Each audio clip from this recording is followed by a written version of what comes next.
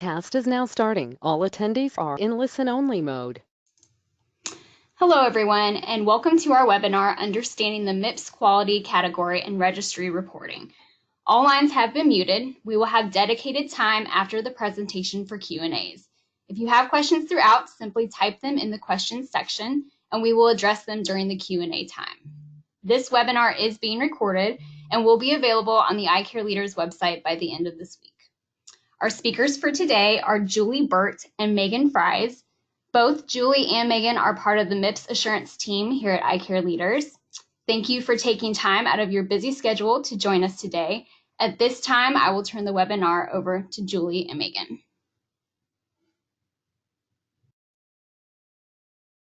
Good afternoon, and thank you for joining us today. The topic of our discussion today will be understanding the MIPS quality category and registry reporting.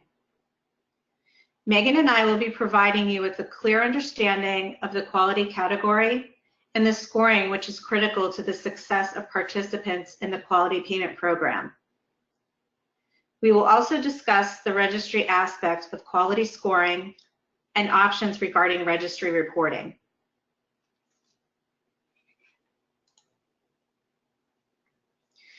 Please note, no part of this presentation may be reproduced or transmitted in any form or by any means without the expressed written permission of iCare Leaders.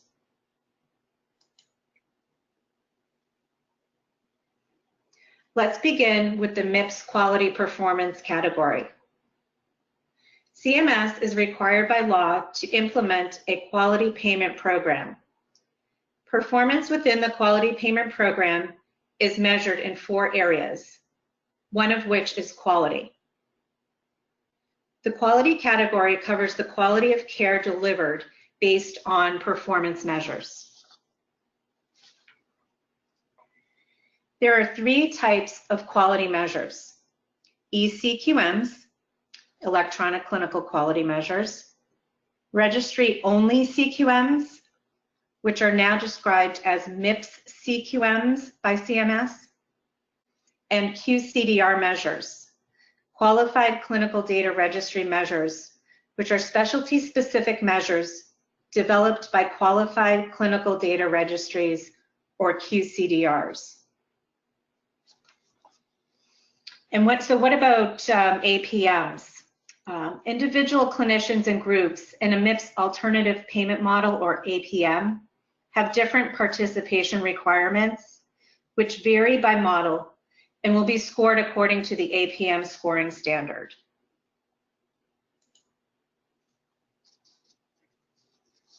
So let's move on to MIPS quality weighting. Under MIPS, there are 4 performance categories that could affect your future Medicare payments. Each performance category is scored by itself and has a specific weight, which is part of your MIPS final score. The payment adjustment determined for each MIPS eligible clinician is based on the MIPS final score. For 2019, quality is 45% of the total score when combined with 15% for cost. If there is no cost score, the quality score is reweighted at 55%. For 2020 and 2021, cost will increase by 5% and quality will reweight until both quality and cost are 30% of your score in 2022. Please note, there is no way to exempt out of the quality category.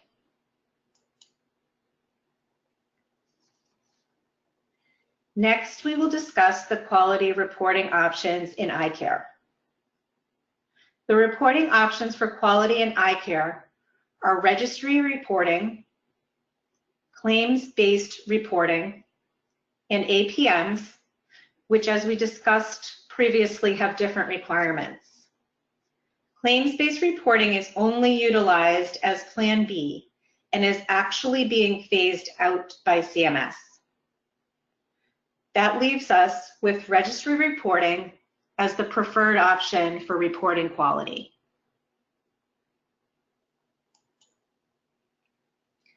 So what is a registry?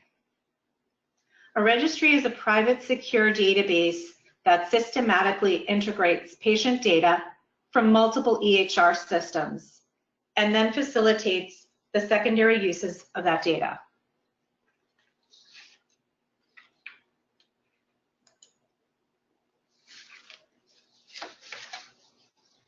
Now we will go over individual measure scoring. Your quality performance is measured by comparing it to a national benchmark. CMS wants to know how you compare to others who reported on the same measure. CMS uses benchmarks and will convert each measure into a 10-point scoring system. Each measure will be broken down into 10 deciles, with each decile reflecting 1 to 10 points. The deciles will be based upon stratified levels of national performance within that baseline period. Your performance in a measure will be compared to the performance levels in the published deciles. You will receive points based upon the decile range reflecting your level of performance. As you can see from the examples provided, your raw score can result in a dramatically different result when it goes through the percentile ranking on the CMS benchmark. Scoring 90.05% on the diabetic eye exam measure will give you 7.1 points, and 88.5% for documentation of current medications in the medical record. Although 88.5% seems pretty good, will only give you 3.1 points.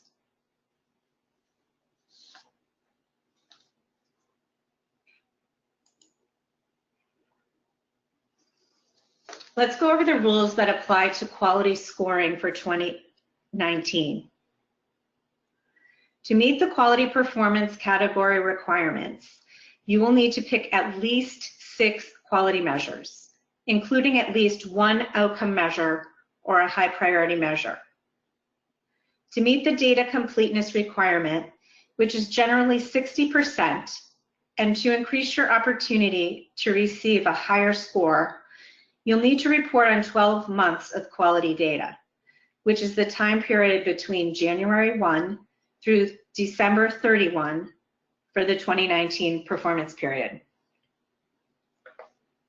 Quality measures submitted for the 2019 performance period will receive between 1 and 10 points as measure achievement points. There are 6 bonus points added to the quality performance category score for clinicians in small practices who submit at least 1 measure. And clinicians can also earn up to 10 additional percentage points based on their improvement in the quality performance category from the previous year.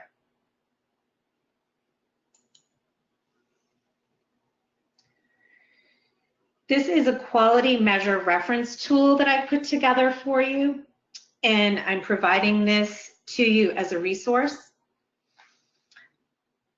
As you can see, the measure names are abbreviated in the interest of space. I've provided the various reference numbers based on the measure type, outcome, or process, whether it is a high priority measure, whether the measure is an ECQM or registry only measure, if the measure is eligible for claims-based reporting, and whether the measure is part of the ophthalmology measure set or a general measure.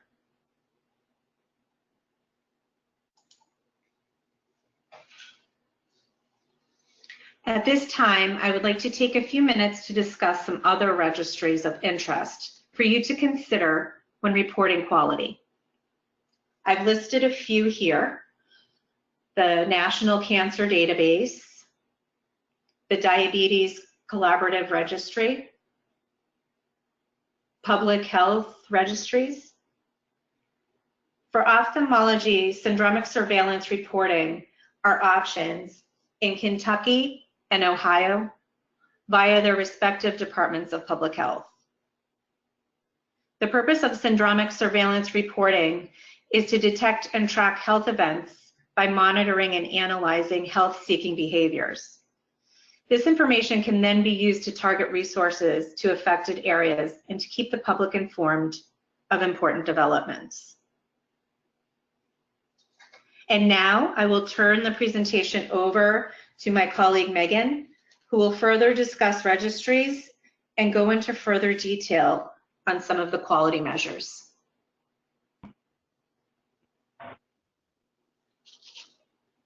Hello. I don't see the next slide. Julie, do you see the next slide? There we go. Awesome. Okay, so we're going to start by talking about one of the two options that Julie spoke about before. The first one we're going to be talking about is claims-based reporting. As Julie mentioned, this is not our preferred method of reporting quality. Claims-based reporting is notoriously difficult to earn a high score. The reason for that is because you are sending your claims away and you're hoping that you're getting credit for all of the measures, but there's no feedback available for that until you're scored the following year. So you have no idea really how you're doing. There's no way to sort of right the ship, you know, during the middle of the year. So it's very difficult to earn a high score because you don't know what you're doing. And then also claims-based reporting is being phased out. Currently, the claims-based reporting option is only available to small practices. So anybody, any practice that has 15 or fewer providers, anybody who has 16 or more providers billing under the same TIN doesn't even have the option to do claims-based reporting in 2019. So that's also something you want to keep in mind. Now, some people only have a claims-based option because they don't have a registry available to them. If you're in one of those practices that perhaps you have optometry only, you don't have the option of doing iris registry, which is one of the more popular options, then what you need to do is start looking at next year now, decide on the measures that you're going to be reporting, check and make sure that your EHR has the codes available that you're going to need in order to report those claims. Really, it's a thing where you have to kind of pay attention before the year starts in order to make sure that you're ready for the following year. So go ahead into the next one. All right, so we're going to be talking a little bit about registry expectations, things that I hear people talk about a lot. So the first thing that I hear a lot is IRIS keeps track of all my promoting interoperability category and improvement activities. My IRIS representative is on top of all things MIPS. And that's just simply not true. Your IRIS representative is really only keeping track of your quality information.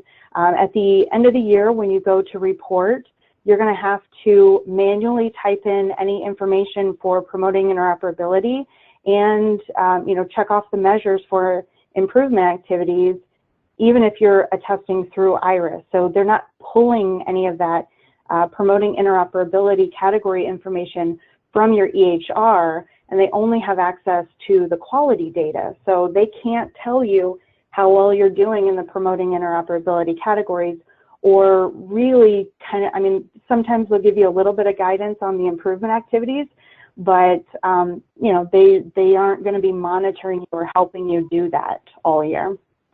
Go on to the next one. The next one is that using a registry is an improvement activity. Again, that's just simply not true. You can use a registry in order to help you meet some improvement activities, but using a registry, especially if you've just been using a registry for the past few years, like if you started in meaningful use days, or even if you started last year, it's especially important for you to understand you cannot just have a registry and that be your only improvement activity. You have to be actively making improvements to your practice using that data. That's a valid improvement activity that you can use, but simply having the registry is not an improvement activity. I hear that a lot from our customers. So make sure that you're not relying on that as your only improvement activity. Go ahead to the next one. Right, IRIS can track anything I put into the EHR. That is also not true. IRIS can only find structured data, okay? So what does that mean? In an EHR setting, that means that they can't read PDFs, okay? So anytime you write a letter or you scan in an attachment or you scan in an op note or something like that, they can't track that. There's no way for them to read those documents. So for example, closing the referral loop, they can't tell one letter from another to decide if that's a specialist report that you're scanning into the patient's chart. Could be outside records from a different doctor. So they have no way of knowing which document is which. Also, plan notes are very, very tricky to track as well. IRIS looks for key phrases. So anytime you have a drop down, a check mark, or you're typing something in specific the same way every time, or the system is sort of plugging in a key phrase every single time, those are really good things to track. But what are not good to track are things where you're free typing in a lot. So like plan notes, if you just free type in a plan note and it's different every time, you might use different verbiage, or you might even use different punctuation. Sometimes it can come down to that. They won't be able to track that as easily as well. So keep that in mind as well. Go on to the next one. All right, so now we're going to talk about some measures of interest, some things that I think you need to know about or at least pay attention to when you're choosing your measures. So we'll start out with the diabetic measures. There's a diabetic eye exam. This doesn't actually require dilation, so be careful about that. A lot of times I'll hear clients will say, IRIS didn't give me credit because I didn't dilate the patient. But if you've got a view in and you didn't dilate the patient, but you've got fundus exam or posterior exam findings, you can use that. So pay close attention to that. Make sure you're getting credit. And it does not require any particular phrasing. So in other words, just simply having vessels or findings for those particular parts of the posterior exam, that's enough. Just having information there. So this is one of those times where we don't necessarily need to type in the exact same thing, because not every diabetic patient has the exact same findings. So even if it says normal for this patient or it has some abnormal findings for the next, it doesn't require a particular phrase. For diabetic retinopathy, communication with the physician managing ongoing diabetic care, check your codes. This one is probably 2/3 of what the measure is looking for can be found inside your ICD-10 code. So it's looking for 3 things. It's looking for the severity of the retinopathy, and it's also looking for the presence or absence of macular edema. And then the third thing it's looking for is letters. So if your codes include the severity and the presence or absence of macular edema, then you're good to go on 2/3 of the measure requirements. So make sure that you're sending your letters once a year, and also know your statistics. On this one, I see a lot of people are upset maybe that they don't have like 100% right out of the gate in 2019 for this measure. And some of the other measures are a little bit worse on this, but keep in mind that when you're seeing your diabetic retinopathy patients, perhaps they come in for some other reasons at the very beginning of the year. You know what I mean? Sometimes they'll come in for a complete exam in December and you send the letter in December, and then they show back up in your office in January with a corneal issue, and it doesn't really make sense to send a letter. So the patient is a diabetic retinopathy patient, so they're going to show up in your denominator, but they might not show up in your numerator right away. So for this measure, I typically like to see somewhere in the neighborhood of 85% until we get to the end of the year. So just keep aware of that. Go on to the next one. All right, glaucoma measure. So we've got the POAG optic nerve evaluation. Again, this is another one where you need to really know your statistics. This one specifically because in the first and second quarter, you're probably going to be somewhere in the neighborhood of 50%, and that's scary for a lot of people. But if we think about how we usually evaluate those POAG patients, we're usually seeing them every 3 to 6 months. Usually every other visit is a dilated exam, and the off visits are usually an IOP visual field, right? So if we're only dilating those patients at every other visit, then it stands to reason our statistics will be at about 50% in the first half of the year. And then in the second half of the year, as we see those patients back in, then we'll start getting those numbers. So in the third quarter, we should expect to see around 75, and then in the last quarter, around 90 to 100%. Also, you have to have your cup-disc ratio and your disc findings present in order to get credit for this measure. They do have to be on the same exam. So if you're doing a CD ratio on one exam and then the disc findings on another, that's not going to work. Also, this is another measure that does not technically require dilation. If you have a good view in and you don't need the dilation, then that's fine. I'll go to the next one. All right. 20/40 or better visual acuity following 90 days after cataract surgery. So there was a change to the iris denominator calculation on this measure. This measure used to be that the patient would not show up in your denominator until they exited their 90-day reporting period, or excuse me, their 90-day global period. So before, it used to be that you would have a 0 in your denominator until at least the second quarter because nobody had had surgery and was also out of their 90-day global period. But this year they changed how they calculate that. So now patients are showing up in the denominator as soon as they notice that the patient has had surgery. So whenever that data gets brought over, if that patient has had cataract surgery, whether they're out of their 90 days or not, they will show up in the denominator. So keep in mind, you might have patients who are, you know, within the first week of cataract surgery, perhaps they don't have 20/40 or better visual acuity yet. So make sure you're keeping that in mind. And then also know your co-managing workflows. If you are a doctor who is co-managing, sometimes you don't get that visual acuity back. If that's the case, you're not going to get credit. But if you do get that visual acuity back from the co-managing physician, then you can implement that. You can put that into your EHRs. All of the individual platforms do have a workflow for co-managing visions. So if you do get a vision back from your co-managing physician, it does not have to necessarily go into an exam. You can do it outside of an exam, and you can put that information into your patient's account, and IRIS can find it. So if you don't know what that workflow is, or you want to find out what it is, then you can contact your EHR support team. Go ahead. All right, and then we've got AMD, so dilated macular examination. This one does require proof of dilation, so make sure that you do have your dilating drops. Make sure that you're noting when the patient was dilated, not just that they were.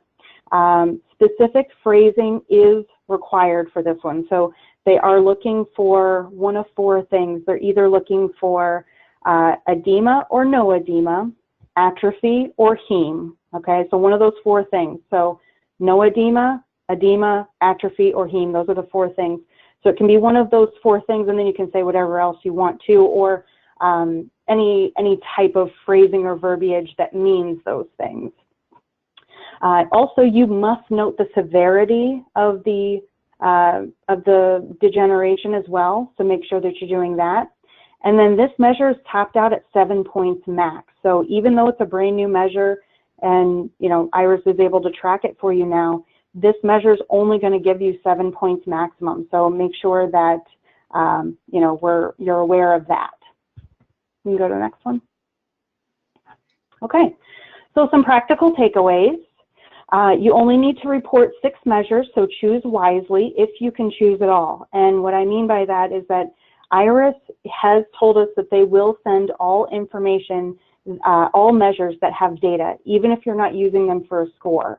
Now, I did talk with an IRIS representative, and I did find that they will work with you on a case-by-case basis. So if you have some problems with data, maybe they gave you a score for something that you shouldn't have gotten a score for, and you want to keep that out, then IRIS will work with you on that kind of thing. So you can request that they leave a measure out, but as a general rule, if you have any kind of data any numerators, denominators for a measure, they will send that information out to CMS.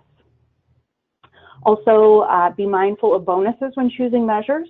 Make sure that you are strategically choosing measures and choosing extra measures when you can get bonus measures, or bonus points rather.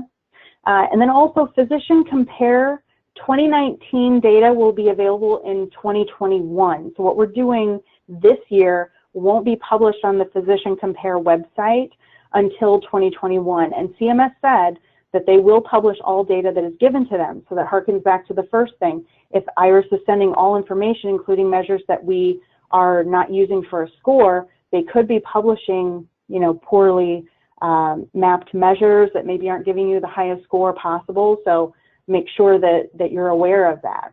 Okay, can go on to the next one. All right, and then we've got ECL services. So who do I call and who's going to help me out with certain things? So EHR support is going to give you the workflow guidance that you need. So if you're unsure of how to notate something in your EHR for a quality measure, EHR support can help you out with that.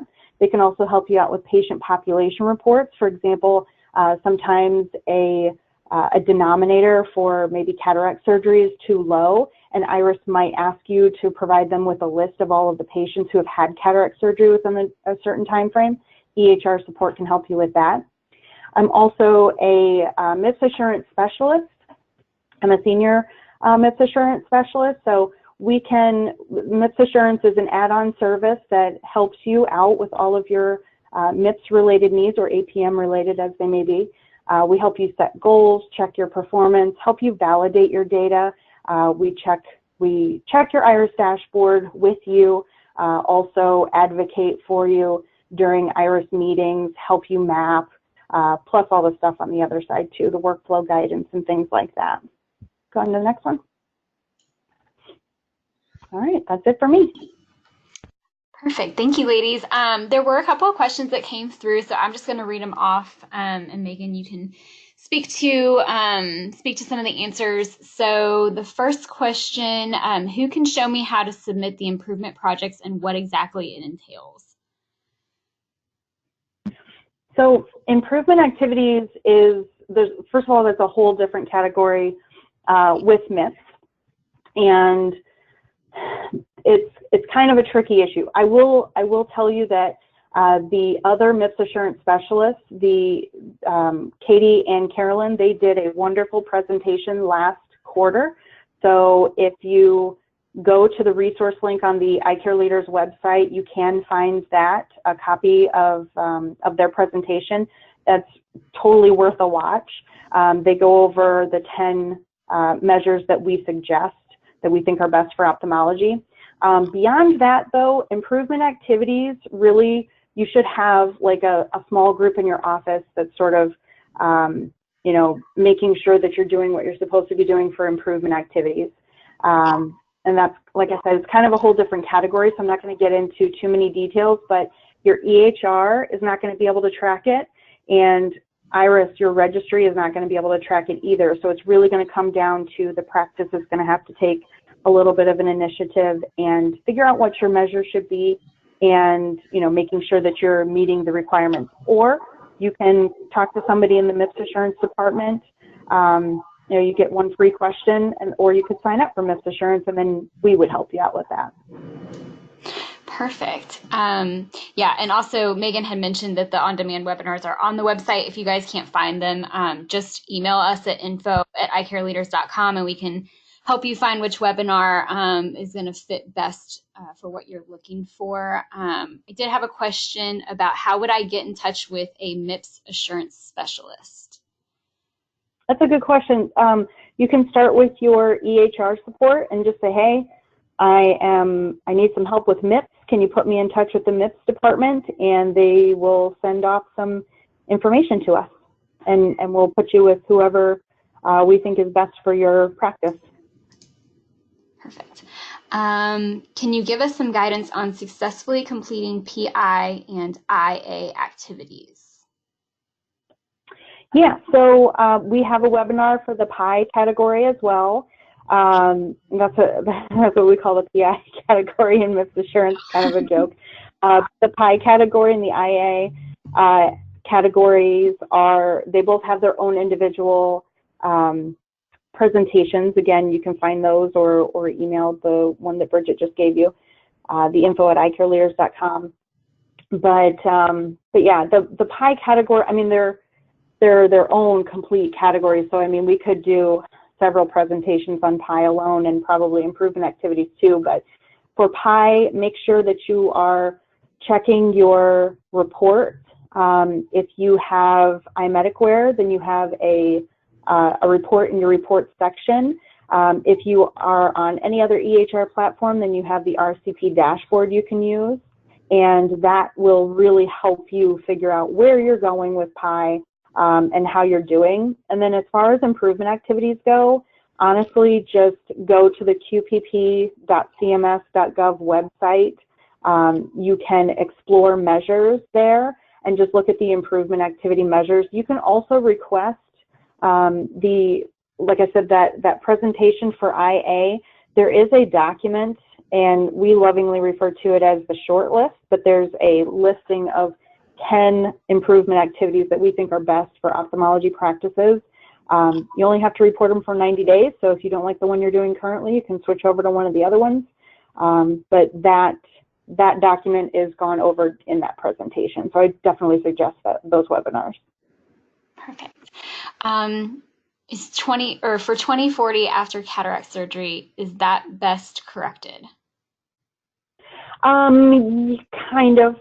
It doesn't have to be, but 20/40 would be if you can get the patient to 20/40. So we're talking about distance, near, we're talking about corrected, uncorrected, pinhole will work.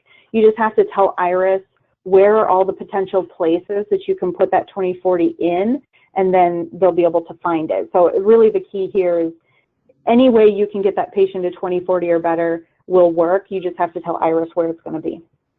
Perfect. What other measures are topped out? That's a really good question too. I don't have the whole definitive list, but there are benchmarks on qpp.cms.gov.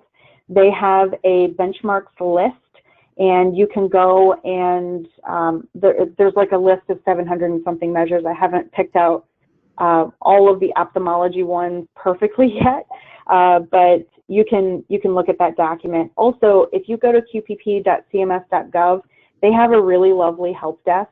If you scroll all the way to the bottom of any one of those pages on that website, there's a phone number for the help desk, and you can contact them. They answer pretty quickly, and if you just say, hey, I'm looking for the benchmarks for the quality measures, they can help you find it if you can't find it. But it's in the resources section of the QPP website.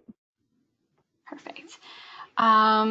A lot of people are asking if there is going to be a link available to the recording of this webinar. We will post this onto our website. If you go to resources and then on-demand webinars, it will be posted by the end of this week. So, and then if you do want slides, you can email info@icareleaders.com to get a copy of the slides. Let's see. What if you are working with a consultant and Iris? That's good. Working with a consultant and Iris will, hopefully the consultant will be checking the Iris reports and making sure that you're, sort of on par or on the right path as far as the quality goes. So that's good. That's better than having just Iris look at your information. This person says, we do not have EHR and will not be getting it. We have been sending in claim-based quality measures and getting high scores. What do you think they're going to, or when do you think they are going to completely eliminate claims-based reporting? It's a really good question. So far, I don't think that they've eliminated it completely for 2020 for small practices. So at this point, you still can report claims-based in 2020 as far as I'm aware, although only the proposed rule has been given out, so we don't have the final rule yet.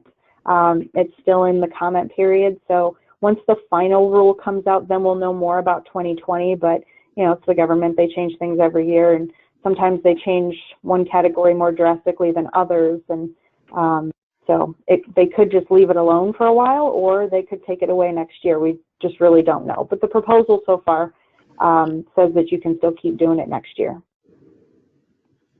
Okay, perfect. When a patient is in the clinic for testing and the test has been reviewed, how soon do we need to complete the chart? That is, the answer to this question lies in a different category. For the promoting interoperability category, you should be completing the chart or giving access to the patient portal within 4 business days, and sometimes, depending on your EHR, that means dunning the chart. Other than that, I would say just done the chart whenever you're ready to done the chart. You know, unless you have MD Office or some other kind of EHR that is requiring you to done the chart in order to give the patient portal access or send the information to the portal, then you should be okay. So. I don't know if you'll be able to answer this one, but what other should I listen to that tells me the best quality measures to do? This one, Julie had a really good slide. I think it was slide 9 or something. She had that really good table with all the measures. Those are all the best measures for ophthalmology and optometry. So if you are one of those 2 specialties, then that slide is the slide for you. Those are the measures that we think are the best. And also slides you can find on IRIS, or if you're doing claims-based reporting, you can use that table to tell you which of those best measures is a claims measure that you can use. So yeah, this one. Where do you find your outcome report on iMedicWare? That is under the reports. Oh gosh, I'm trying to remember. That's okay. You really put me on the spot, man. It's under reports. Oh gosh, we can say there's another section. Yeah, iMedicWare team. Yeah, the iMedicWare support team will be able to tell you, but it is under reports. It's like under the 5th or 6th option. I can't remember what it is, but then under there you've got the ACI. It still has the old terminology, but it's like ACI 2019 or 2018 or 2019 report. So it's in there, but iMedicWare support can tell you where that is. Perfect. Yeah, and I was going to say we're going to get all the questions, so we'll be able to follow up with everybody if there's something that we can't answer. Sure.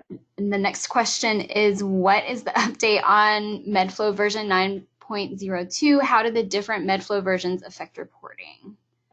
Not sure if you'll be able to or not. Yeah, I don't know when the MedFlow version comes out. To be honest, I don't work with a lot of MedFlow clients, but I can tell you that typically when new versions of EHRs come out, they don't typically change the quality measures too much.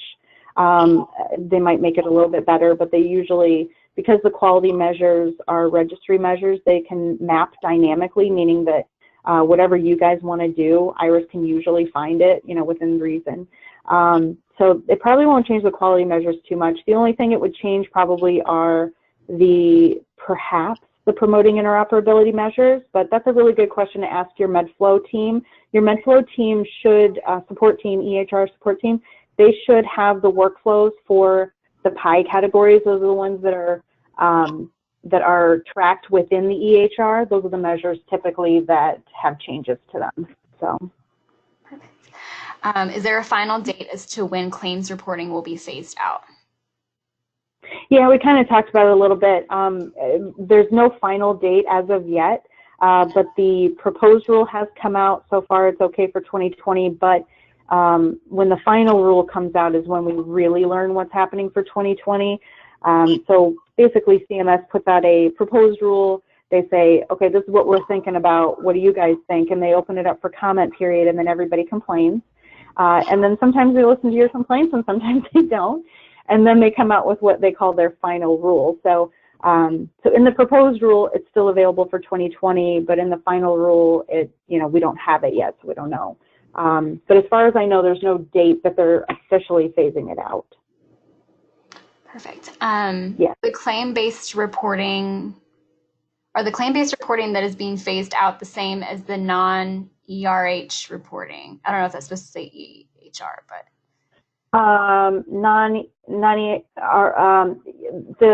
I think claims-based reporting is the same as non-EHR reporting. As far as I know, there's no other option that you can use that you don't have an EHR. Claims-based would be the only type I can think of, unless you had a registry and you were on paper and you wanted to manually enter in all of that data. That's the only other way that you could potentially do it. But that would be a nightmare, and I don't suggest anybody taking up that job because that would be horrible. So yes, there would be the same thing as far as I'm concerned. Okay. That's the one I just read. If you are working on specialist reports medium, do we need to notify IRIS of these changes in order to qualify for IA credit? You don't necessarily have to. So the specialist reports measure is changing the specialist reports, making improvements to the specialist reports of that process. You don't have to tell IRIS that you're doing that, because that's more for when you are sending the specialist reports out. And IRIS only really cares about when you're receiving specialist reports in for the measure called closing referral loops. So no, you wouldn't have to tell them in order to qualify for credit for that particular measure, no. Perfect. We have I'll do this last question here. Our practice is trying really hard to get referring doctors to send referrals electronically. There are very few that actually will download and merge into Integrity. This measure is worth 20 points for incoming digital referrals and 20 points for outgoing referrals under PI. Have other practices been successful with this? No. The inbound one, yes. Usually the referrals, because for the inbound measure, you only get, the patient only counts in your denominator if they come as an inbound referral with a summary of care. So automatically we're taking out all the patients that didn't receive a summary of care. So it becomes a non-issue for the inbound measure, which is called receiving and incorporating health information. For the outbound measure, though, I definitely hear you. Everybody's kind of having difficulties with that. They can't get their other doctors to get addresses. But no, I mean, there is no other way. You just call them all the time and complain and tell them that you want them to get an address, or you threaten to not give them any more referrals if that works. But yeah, I mean, there's no good way around that one. Everybody's kind of feeling the hurt on that measure. If our practice doesn't have ERH, is there a way to report, or will we now be penalized? You don't technically have to report the quality measures. You could report, or I should say, you don't have to report any one of the 4 categories. You do have to get at least 30 points. Improvement activities is a really good way to do, to get at least 15 points. That measure is, or that category rather, is worth 15 points. So I suggest doing improvement activities. And then quality is probably the next easiest way to do it, and do claims-based. You can do what's called tests, which means that you can report, Julie kind of touched on it, you can report one measure for one patient for one day. And if you do that across 6 different measures, so you still have time to do it until the end of the year, if you're sending off those G codes, F codes, those kind of things, then you can still get credit for those. You'll get 3 points per measure that you attempt, as long as you're a small practice and you're able to do this. And then that will amount to about 18 points. Plus, if you have any high priority measures listed in there or something, you know, if you're choosing measures with bonus points, you can get some bonus points. So you could get up to 20 points in the quality category. And if you put that with your 15 points from improvement activities, you know, you could get 45, which is, you know, or what is that? Am I mathing right? I'm not mathing right. It's 35. So you could get over the 30 points that you need. Perfect.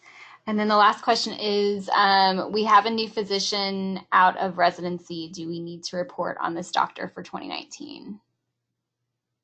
If he is a first-year Medicare provider, he does not have to report to MIPS until next year. Okay, perfect. We actually did have one more come in. What is the penalty if we can't find a provider with a DM address to refer to?